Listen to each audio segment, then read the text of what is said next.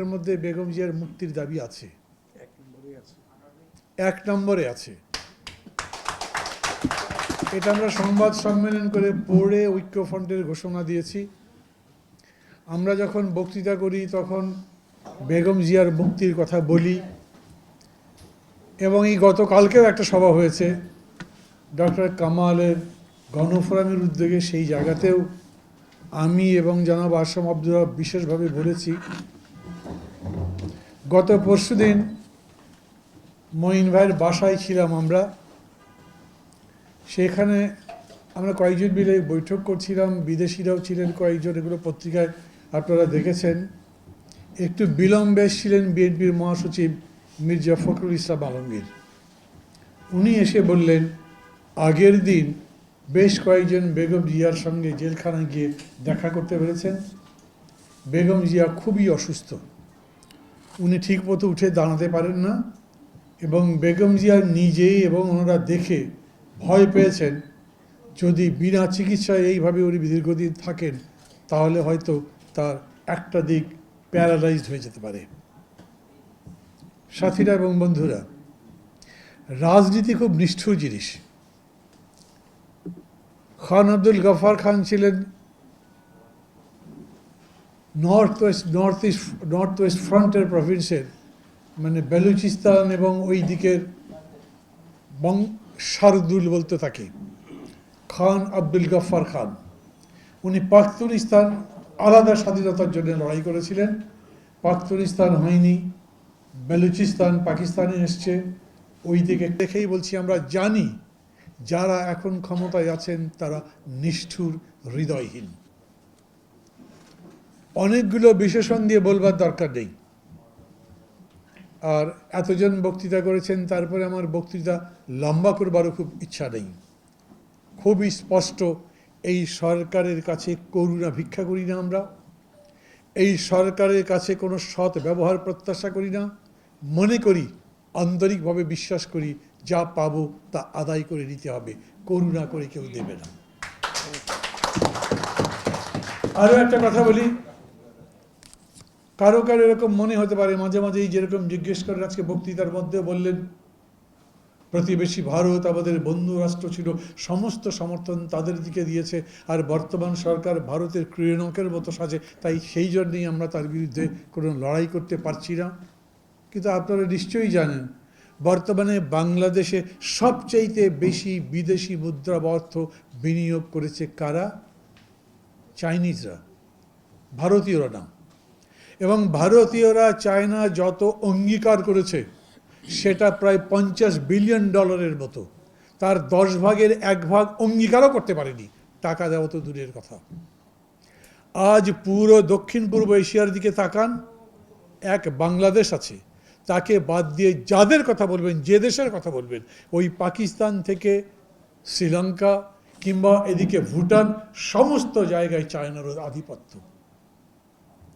আমরা একেবারে এক দেশদর্শী হওয়ার কারণ নাই, সেরকম করে লড়াই করতে পারবেন না।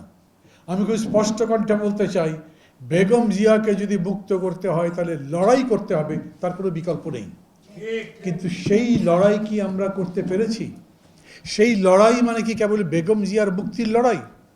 সেই লড়াই তো বাংলাদেশের মুক্তির লড়াই, সেই লড়াই গণতন্ত্রের মুক্তির লড়াই, সেই লড়াই এখন পর্যন্ত হাজার হাজার নেতাকর্মী যারা জেলে আছেন তাদের সবার মুক্তির লড়াই। আমি তো শুনে অবাক হয়ে গেছি, যখন নির্বাচন অনুষ্ঠিত হচ্ছে সেই মুহূর্তে আপনাদেরই একজন প্রার্থী, যার নিজস্ব নির্বাচনী এলাকার মধ্যে 3টি থানা, সেই 3 থানা মিলে 99,000 তখন পর্যন্ত বন্দী ছিল বিএনপির নেতা কর্মী সমর্থকরা।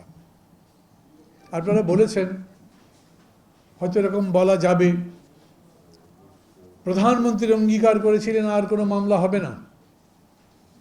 আমরা সেই সভা থেকে বেরিয়ে আসবার পরে যে প্রেস ব্রিফিং করেছিলাম ডক্টর কামালের বাসায় কিংবা বাইরে, আমরা কি কোনো জায়গায় বলেছিলাম যে আমরা আশাবাদী আছি প্রধানমন্ত্রী তার অঙ্গীকার রক্ষা করবেন এবং আমরা নিশ্চয়ই সঠিকভাবে নির্বাচন করতে পারবো? আমরা বরঞ্চ চেষ্টা করেছি প্রধানমন্ত্রীকে বলেন, কোনো মন্ত্রীর কথা বলেন, সরকারকে বলেন, তাদেরকে কাঠগড়ে রাখতে। তুমি এই ওয়াদা করেছো, এই অঙ্গীকার করেছো, এটা তোমাকে পালন করতে হবে। কিন্তু আমরা এই কথা বলিনি যে এই অঙ্গীকার ওরা পালন করবে, ওরা ভালো হয়ে গেছে, একটা ভালো নির্বাচন পাবেন, সবাই সেখানে ভোট দিতে পারবে এবং সেই নির্বাচনে জয়লাভ করে ইনশাল্লাহ আমরা বেগম জিয়াকেও মুক্ত করতে পারবো এবং ক্ষমতায় চলে যাব। কখনোই বলিনি।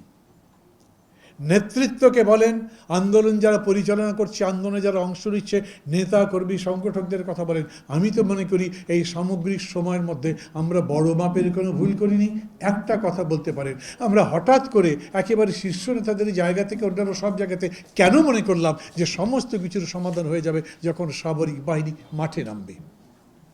এটা আমাদের নিজেদের আচরণে, উচ্চারণে সমস্যা ছিল। আমরা মনে করেছিলাম যখন কোথাও আশা দেখছিলাম না, খোদ প্রধানমন্ত্রী কথার খেলাপ হচ্ছিল, নেতারা গ্রেপ্তার হচ্ছিলেন, কর্মীরা গ্রেপ্তার হচ্ছিল, মামলা চলছিল, গায়েবী মামলা, সব কিছু, তখন মনে করেছি কি করব, এই নির্বাচন কীরকম করে অংশ নেব, কীভাবে নির্বাচনে জয়লাভ করব। তখন মানুষ যেরকম ডুবন্ত হলে খড়কুটো ধরতে চায়, সেরকম করে আমাদের নেতাদের মুখের থেকেও কারো কারো থেকে বেরিয়েছে যে সামরিক বাহিনী আসবে, 24 তারিখের পর দেখবেন সব পরিস্থিতি বদলে যাবে। কোন আশায় পড়েছে? আমি একটা জায়গায় মনে করি আচরণে, উচ্চারণে আমাদের ভুল ছিল। তাছাড়া বাকি যদি কথা বলেন,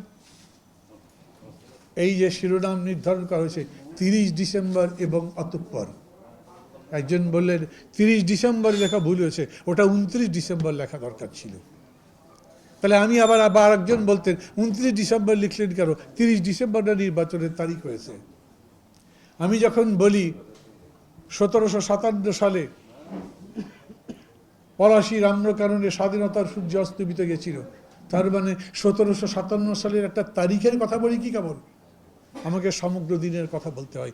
আমি যখন বিকেল বলি তখন বুঝি দুপুর গড়িয়ে তবে বিকেল। আমি জানি সকালবেলা সূর্য না উঠলে দুপুরও হতে পারত না। তাই 30 ডিসেম্বর যখন বলি তখন কোনোভাবেই 30 ডিসেম্বর বলি না, একটা তারিখের কথা বলি যেটা কোনো কারণে উল্লেখ করা হয়েছে, যেই তারিখের কাছে আমরা অনেকগুলো দিন, অনেকগুলো ঘটনা পার হয়ে গেছি এবং সেই দিন বিশেষভাবে একটা কোনো অনুষ্ঠান হয়েছে। এবং অতঃপর বলি, তার মানে 30 তারিখেই সেটা থেমে থাকেনি। এই যে আজকের শাসন, এই শাসনের বয়স কত? অন্তত 10 বছর। আমি পুরো 10 বছরের কথাই বলছি। আজ যদি আপনি 30 ডিসেম্বর মূল্যায়ন করতে চান, আপনাকে তো পুরো 10 বছর ভাবতে হবে, পুরো 10 বছরের বিবেচনা করতে হবে। আমি পুরো 10 বছরের মূল্যায়ন করে বক্তব্য এখানে রাখবো না। আমি মনে করি সেটা আমার জন্য শোভনও হবে না। আমরা যে ঐক্য গড়ে তুলেছিলাম এই কথা তো মানতেই হবে। সে ঐক্যের মূল শক্তি কী ছিল? আপনারা, বিএনপির অসংখ্য নেতাকর্মী, লাখো কোটি সমর্থন, তাই তো? এই মূল্যায়ন হাততালি দিলেন কেন? আপনাদের প্রশংসা করলাম বলে? আর এর পরের কথা শুনে যদি মন খারাপ হয়ে যায়?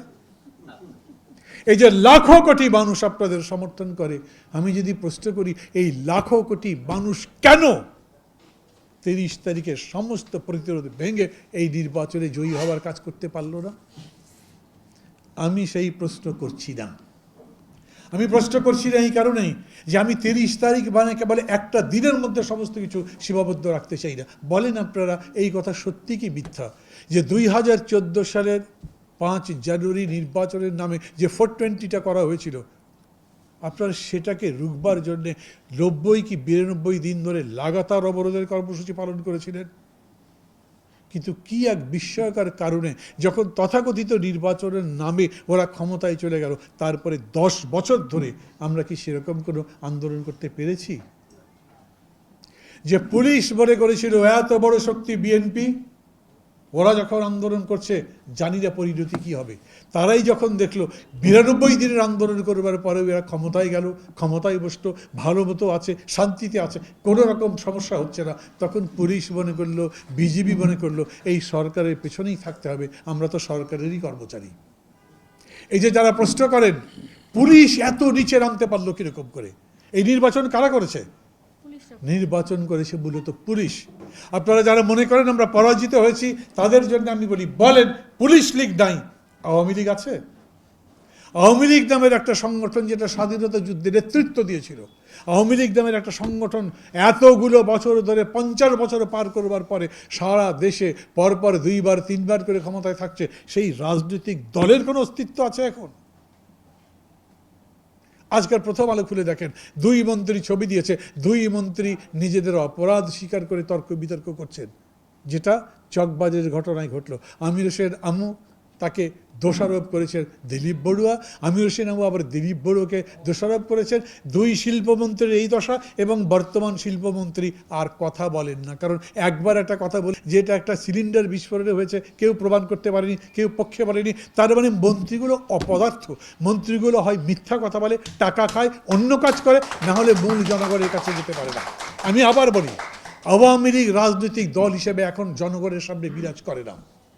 আওয়ামী লীগ এমনকি 2014 সালের 5 জানুয়ারি এই ভোট ডাকাতি বা নির্বাচনে একপক্ষে করে ফেলবার পরেও যতখানি নিন্দিত হয়েছে, তার চাইতে এইবার 30 ডিসেম্বরের পরে একটা মানুষ বাংলাদেশের কোনো জায়গায় পাবেন না যারা বলবে যে 30 তারিখ নির্বাচন হয়েছে। 30 তারিখকে শিরোনাম করছি কেন আমরা? কারণ 30 তারিখ বাংলাদেশের ইতিহাসে, বাংলাদেশের গণতন্ত্রের ইতিহাসে একটা অনন্য দিন। এই রকম নির্বাচনের নামে এই ধরনের ডাকাতি বাংলাদেশ কেন পৃথিবীর কোথাও হয়নি। এটা ঠিকই বলেছেন, 30 তারিখের তো নির্বাচন হয়নি। আমি বলি নির্বাচনই হয়নি, ভোটের নামে 29 তারিখ রাতে ডাকাতি হয়েছে। কে না জানে বলেন? কে না জানে? বাংলাদেশের একটা শিশু থেকে শুরু করে একদম বৃদ্ধ পর্যন্ত সবাই জানে এই সরকার নির্বাচিত নয়। এই সরকার যে ক্ষমতায় আছে তার কোনো বৈধতা নাই। এই সরকার যে এখন ক্ষমতায় থেকে যেগুলো করছে, এগুলোকে কোনোভাবেই স্বতঃসিদ্ধ, নিয়মসিদ্ধ, আইনসিদ্ধ বলা যেতে পারে না। তার মানে মানুষ আপনাদের পক্ষে আছে। এই কয়েকদিন পরে ভারতের নির্বাচন হবে না? সেখানে নির্বাচনের বিষয়টা কি? কে কেমনে কোন কথা বলে, কোন কাজের কথা বলে, কোন কাজটা দেখিয়ে জনগণের সমর্থন আদায় করতে পারে। যে কোনো দেশের রাজনীতিতে, গণতান্ত্রিক রাজনীতিতে জনসমর্থনটাই তো মূল কথা। সেই জনসমর্থন বলতে এই সরকারের কিছু নাই। আমাদের একটা বিরাট বিজয়। ভালো লাগছে না? এখন তো হাততালি দিচ্ছেন না, দিতেও বলছিলাম। আগে বুঝুন, একটা দল এত বড় সাতবাহন মুক্তিযুদ্ধে নেতৃত্ব দেবার পরে আজ তার কোনো জনসমর্থন নাই। এখন প্রশ্ন করতে পারেন, কিন্তু তারাই তো 10 বছর ধরে ক্ষমতায় আছে, আবার আগামী 5 বছর থাকবে বলে ঘোষণা দিচ্ছে, তার কি? এইটাই একটা গুরুত্বপূর্ণ প্রশ্ন। আপনারা কেউ কেউ প্রশ্ন করেছেন, যেমন বক্তৃতার মধ্যে বললেন, এই যে বেগম জিয়াকে জেলে রেখে নির্বাচনে যাওয়া ভুল হয়েছে। কি করতাম বলেন? বয়কট করতাম। নির্বাচনে যাওয়া ভুল হয়েছে মানে কি বয়কট করতেন? আমি আমার কথা বলছি, আপনাদের পছন্দ নাও হতে পারে, কিন্তু বয়কট করবার পরে কি হতো? এরকম করেই তো পালিয়ে বেড়াতেন, এরকম করেই গ্রেপ্তার হতে চাইতে বেশি হতে পারতো।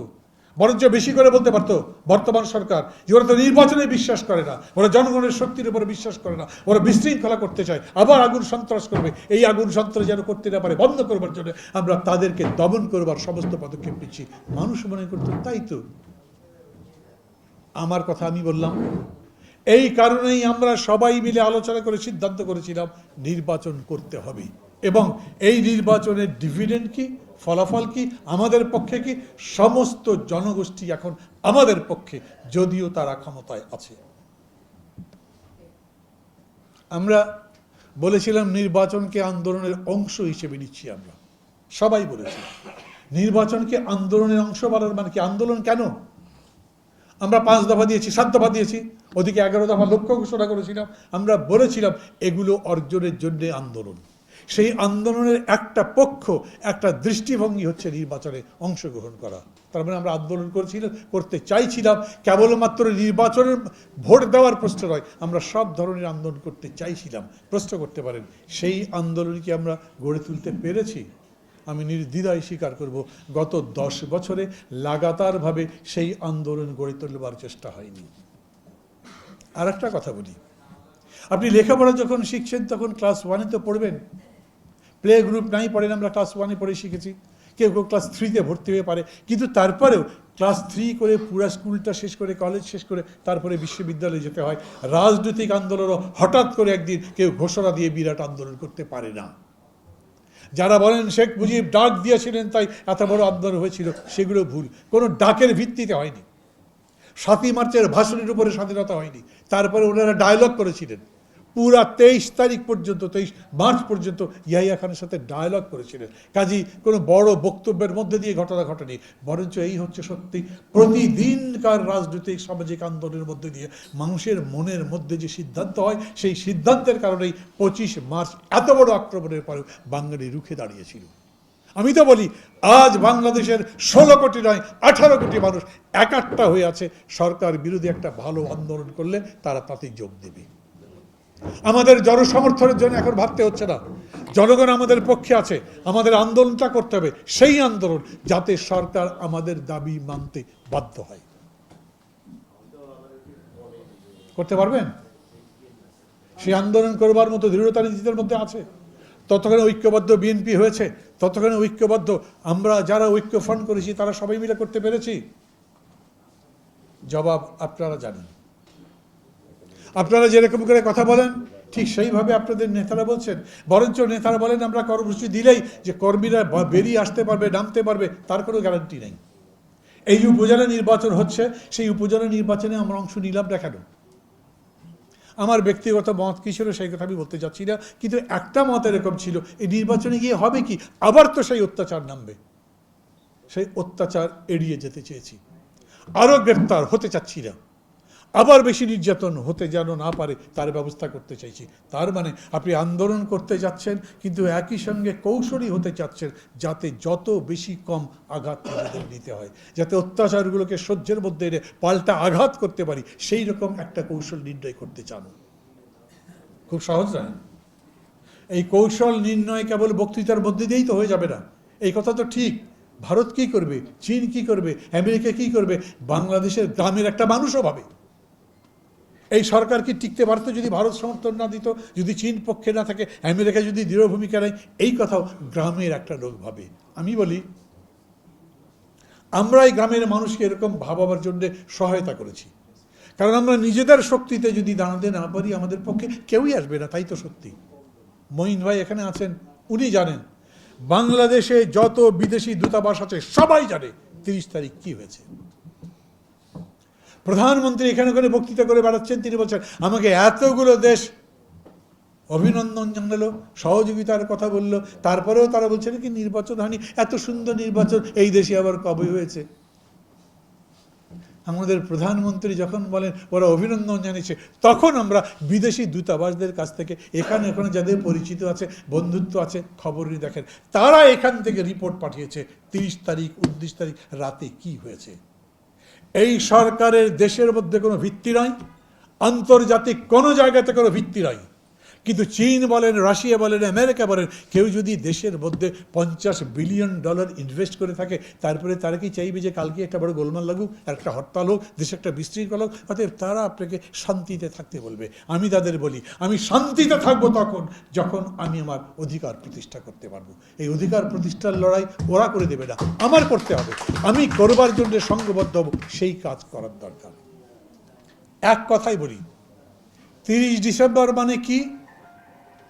আমরা আন্দোলনটা গুছিয়ে এনেছিলাম। আমি আপনাদের প্রশ্ন করি এরকম করে, যদি শুধু আওয়ামী লীগ বা 14 দল আর পুলিশ নির্বাচন করতে নামতো, বিজিবি চুপচাপ থাকতো, আর্মি মাঠে না থাকতো, ওরা আমাদের সাথে পারতো? আমার পাশে মোশাররফ আছেন, উনি জানেন। জি, আমার পাশে মোশাররফ আছেন, ওনাকে জিজ্ঞেস করেন। আমার এলাকার মধ্যে মির্জা ফখরুল ইসলাম আলমগীরও গেছেন, শুধুমাত্র পথসভা, ঐতিহাসিক জনসভা হয়েছে 14টা এলাকায়। যখন চাপ সৃষ্টি করেছে প্রিজাইডিং অফিসারদের উপর যে তোমরা কেটে কেটে ভোট ব্যবস্থা করো, প্রায় সমস্ত প্রিজাইডিং অফিসার বলেছেন আমরা করতে পারবো না। রাত 11টা থেকে 12টার মধ্যে আওয়ামী লীগের গুন্ডারা নেমেছে, ঘুরেছে সব জায়গাতে, কিছু করতে পারেনি। তারপরে পুলিশ গেছে, এইবার জনগণ রাত 12টার শীতের মধ্যে প্রতিরোধ করেছে। অন্তত 14টা জায়গার খবর আমি জানি, যাদের সাথে আমার যোগাযোগ ছিল। শেষ পর্যন্ত বিজিবি নেমেছে গুলি করে মানুষকে সরিয়ে দিয়ে, তারপরে তারা ব্যালট বাক্স কেটেছে। আমি আবার বলছি, যদি বিজিবি না নামতো, যদি আর্মি না নামতো, ওই পুলিশ আর আওয়ামী লীগকে আমরা দেখে নিতাম। এখন আমি বলি, ওই পুলিশ, আমি নাম তো বলতে পারবো না, কিন্তু আমাদের সঙ্গে যখন দেখা হয় তখন তারা বলে, যারা ওসি ছিলেন, যারা এসপি ছিলেন, বড় অফিস ছিলেন, তাদের সাথে আমাদের তো দেখা হয়, তারা বলেন এই দেশের মধ্যে গণতন্ত্রের নামে যেটা করা হয়েছে, ভাই আমরা চাকরি করি, আমাদের করবার কিছু ছিল না। এখন আমাদেরকে সেই শক্তি সংগ্রহ করতে হবে, সেই শক্তি প্রদর্শন করতে হবে, যাতে তারা আস্থাশীল হন যে এরা এই লড়াই করতে পারবেন, জিতে পারবেন, ওরা দেখবেন এই দিকে থাকবে না। সরকারি প্রশাসন সরকারের সাথে, সরকারি প্রশাসন যে সরকার আসবে তার সাথে, পুলিশ বর্তমান সরকারের সাথে, পুলিশ আবার যে সরকার আসবে তাদের সাথে, আমাদের সেই লড়াইটাই গড়ে তুলতে হবে। আমি আবার বলছি, আমাদের পুরো লড়াইটা, আমি ব্যক্তিগতভাবে বিশ্বাস করি, আমি জানি না বহিন ভাই কী বলবেন, আমি জানি না আপনাদের বিএনপির নেতৃত্ব কী বলবেন, কিন্তু আমি মনে করি এই লড়াই করবার ক্ষেত্রে আমাদের কোনো ভুল হয়নি। এই লড়াই করবার ক্ষেত্রে কিছু কিছু ধারণার সমস্যা হয়েছে। এই লড়াই করবার ক্ষেত্রে অন্তত নির্বাচনের আগে যে একটা মাস, সেটাকে আরও বড়োভাবে কাজে লাগানো যেত বলে আমি মনে করি। কেন্দ্রভাবে আরও বড় সমাবেশ করা যেত, আরও বেশি আন্দোলনের ঢেউ তৈরি করা যেত। ঢাকায় ঢেউ তৈরি হলে সেই ঢেউ সারা দেশে গেলে আমরা একটা ভিন্ন ফল দেখতে পারতাম। এই ক্ষেত্রে আমাদের নিদারুণ ব্যর্থতার কথা অস্বীকার করা যাবে না।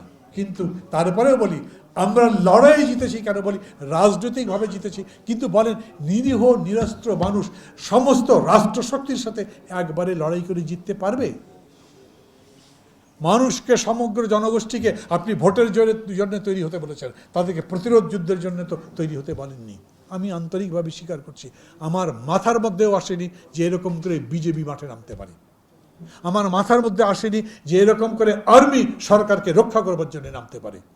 প্রথম যেদিন আমি শুনলাম 29 তারিখ সকালে, আমাকে তাও আবার বলি, আমাকে খবরও দিয়েছে এই প্রশাসনের একটা গুরুত্বপূর্ণ অঙ্গ থেকে যে এই ঘটনাটা ঘটতে যাচ্ছে। আমি তাদেরকে জিজ্ঞেস করেছি আপনাদের ভূমিকা কী হবে, তারা বলেছেন উই আর আনডান, আমরা কিছু করতে পারবো না, আমাদের ক্ষমতা নেই। তারপরে রাতের ঘটনা যখন দেখেছি তখন বুঝেছি এটা আর জনগণের লড়াই করে টিকতে পারবে না। কারণ রাতের অন্ধকারে, রাত 12টার সময় বাংলাদেশের কোনো একটা থানার অখ্যাত গ্রামের মধ্যে বিজিবিকে গুলি চালাচ্ছে, এরকম ঘটনা পাকিস্তান বলে কোনো দিন দেখেছেন? না। এত বড় নির্যাতনের মুখেও আজ মানুষ কিন্তু এই সরকারকে স্বীকার করছে না। আমি আপনাদের সবাইকে ধন্যবাদ দিই এই অনুষ্ঠানে যে আয়োজন করেছেন। আর বক্তৃতাটা শেষ করবো বলেই তাড়াতাড়ি দুটি কথা বলে নিই। অতঃপর কি প্রধানমন্ত্রী বলছেন এত সুন্দর নির্বাচন হয়েছে, কেউ বিশ্বাস করতে চায় না, ওরা মানতে চায় না, মানুষ হাসে। And believe you me, বিশ্বাস করুন আমাকে, বিদেশিরাও হাসে, কারণ তারাও জানে উনি নিজে কত বড় সংকটের মধ্যে আছেন, সেটা তার কথার মধ্যে দিয়ে বোঝা যায়। কত বড় সংকটের মধ্যে সরকারি দল, সরকারি জোট আছে সেটা বোঝা যায়। দুই মন্ত্রী এরকম করে ঝগড়া করেন। কত বড় সংকটের মধ্যে আছে বোঝা যায়। 14 দলের নেতারা একজন আরেকজন পরস্পর বলেন এটা কি কথা, আমরা নৌকা মার্কা নিয়ে নির্বাচনকে এখন বিরোধী দল করব? এরকম হয়েছে আগে? নিজেদের মধ্যে খেয়েও খেই। এই সময় নিজেদেরকে গুছিয়ে তুলতে হবে। অতঃপর বলছি মানে অতঃপর বলতে আমি বলি ধীরে ধীরে এই সরকার সম্পর্কে মানুষ মুখ খুলবে, কথা বলবে, রাস্তায় নামতে চাইবে। আমি তো এরকম শুনি, মানুষ বলে আপনারা করছেন কি, কর্মসূচি দেন না কেন? আমার মাঝে মাঝে এরকম মনে হয় 30 তারিখ রাত্রেবেলা বা 31 তারিখ সকালবেলা যদি আমরা বলতাম আগামী 7 দিন হরতাল, আমার মনে হয় মানুষ 7 দিন হরতাল করত। আমি মনে করি আজও যদি সংঘবদ্ধভাবে আবার গণ আন্দোলনকে এক করে রাস্তায় নামবার চিন্তা আমরা করতে পারি, আমরা সফল হব। হ্যাঁ, এটা ঠিক। এই সরকারের কাছে তো কোনো বিকল্প নেই। এই যারা বলছেন না এরকম কথা যে আমরা সেদিন সরকারকে বিশ্বাস করে ভুল করেছিলাম, আবার বলি আপনাদের, আমরা কেউ সরকারকে বিশ্বাস করিনি। আমরা তো জানি এই সরকার একটা বাঘের পিঠে সওয়ার হয়েছে, ওরা নামার উপায় আছে? নামলে তো বাঘে খেয়ে ফেলবে। অতএব এই কারণেই এই ভোটকে কোনোভাবেই তারা স্বচ্ছ করতে দেবে না। এই ভোটকে তারা যে কোনোভাবেই হোক নিজেদের হাতে নিয়ে নিতে চাইবে, যে কোনোভাবেই হোক নির্বাচনে জেতার নামে প্রহসন, ষড়যন্ত্র, 420 যাই করতে হয় তাই করবে, এবং সেটাই করেছে। আগামীতেও তাই করতে চাইবে, কিন্তু চিরজীবন কেউই পারেনি, ইতিহাস তার সাক্ষী। অতএব অতঃপর বলতে 1 বছর পরে না 2 বছর পরে সেটা জানি না, কিন্তু আন্দোলনটাই গড়ে তুলতে হবে। আর আন্দোলন যদি গড়ে তুলতে না পারেন, পৃথিবীর ইতিহাসে সর্বশেষ আপনারা দেখেছেন হোসনি মোবারক 32 বছর শাসন করেছেন। স্ট্যালিন 32 বছর শাসন করেছিলেন। তার মানে স্বৈরতন্ত্র 32 বছর পর্যন্ত টিকে থাকবার ইতিহাস আমাদের চোখের সামনে আছে। এই স্বৈরতন্ত্র 5 বছর বা 10 বছর টিকে আছে, এরা আরও 5 বছর থাকতে চায়। তারপরে বর্তমান প্রধানমন্ত্রী ঘোষণা দিয়েছেন, আমি আর প্রধানমন্ত্রী হতে চাই না। মানে কি? উনি প্রধানমন্ত্রী থাকবেন না, পেছনে অনেকটা সোনিয়া গান্ধীর মধ্যে থেকে অন্য কাউকে প্রধানমন্ত্রী বানিয়ে ক্ষমতা চালাবেন? অপেক্ষা করেন, এই দিন নয়, আরো দিন আছে। আজকের দিন নিয়ে যাবে সেই দিনের কাছে। এই যে শুনছেন এখন আর প্রধানমন্ত্রী তো চাই না, মানে এরকম নয় যে প্রধানমন্ত্রী হবার খায়েশ শেষ হয়ে গেছে, বরঞ্চ বুঝতে পারছেন আগামী দিনের শব্দ, আগামী দিনের আওয়াজ কি হবে, নতুনের দাবি কি হতে পারে, বুঝেই বলছেন, দুটো পাতি করে রাখছেন, যেন একেবারে থুবড়ে পড়ে না যান, নিন্দিত হয়ে, চর্চিত হয়ে, সমস্ত মানুষের কাছে ঘৃণিত হয়ে চলে যেতে না হয়, সেই জন্য একটা পথ খোলা রাখছেন। আবার ক্ষমতায় যাতে থাকা যায় তারও পথ খোলা রাখছেন। আর আমরা তার একটা পথ বন্ধ করে দেব, আর একটা পথে নিজেরা গিয়ে সেইখানে অধিষ্ঠিত হব। তার জন্য ঐক্যবদ্ধ থাকবার চেষ্টা করছি। আপনাদের একটা কথা আমার খুবই ভালো লেগেছে, যে কোনো মূল্যেই হোক না কেন ঐক্যবদ্ধ থাকতে হবে। ক্ষমতায় স্বৈরতন্ত্র, তার বিরুদ্ধে ঐক্যবদ্ধ জনতার লড়াই, সমগ্র জাতির ঐক্যের ভিত্তিতে লড়াই, এর কোনো বিকল্প নেই। বাংলাদেশের আগামী এদিকেই তাকিয়ে আছে। ভালো থাকবেন, খোদা হাফেজ।